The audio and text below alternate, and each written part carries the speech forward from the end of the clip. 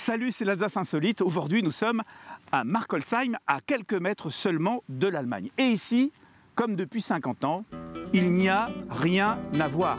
Enfin, presque, mais c'est pour ça que c'est insolite. Meine Kumpel sich wieder verliebt in ein Mädel mit blondem Haar. Meine Kumpel sich so schlimm verliebt, sie ist blond und kaum 16 Jahre. Salut Maurice. Salut Eric. C'est toi que je cherchais justement. Endroit historique. Oui. C'est la première ZAD. Voilà, c'est l'une des premières ZAD, ce qu'on appelle aujourd'hui des ZAD. Des voilà, zones à défendre. Des zones à défendre, donc des occupations de terrain, de chantier. Alors qu'est-ce qui s'est passé ici à Markolsheim il y a 50 ans? Toute cette forêt-là dans laquelle on est en train de marcher, elle était classée en zone industrielle, donc tout ça devait être défriché pour être transformé en zone industrielle.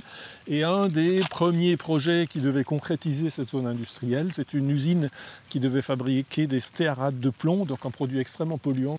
Et c'est comme ça que des habitants de Markolsheim, mais aussi des membres d'associations de protection de la nature, de part et d'autre du Rhin, se sont mobilisés pour lutter contre ce projet d'implantation de cette usine.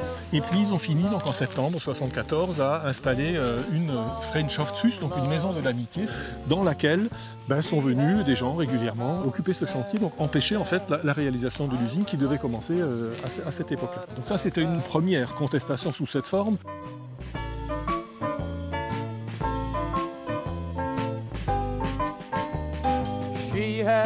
Alors ce qui est dingue, quand on visite ce lieu, c'est qu'il y a toujours cette route abandonnée. C'était la route qui devait desservir effectivement cette zone industrielle qui avait été prévue et qui aujourd'hui ne sert plus à rien. Alors en 1975, les contestataires, et c'est ça qui est génial, et c'est pour cela qu'on est là aussi, obtiennent le fait que cette forêt soit effectivement protégée. Et le 25 février 1975, le projet s'arrête.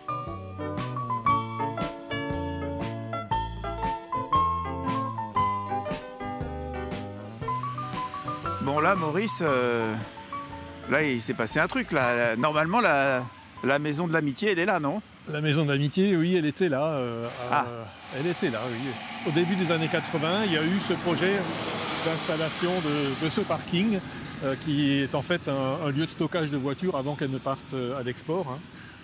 Et sur 40 hectares. Tu as des photos de l'époque là? Alors j'ai quelques photos de la Freundschaftshus. Alors là effectivement elle est magnifique cette photo. Oui. On voit des femmes qui sont en train de tricoter.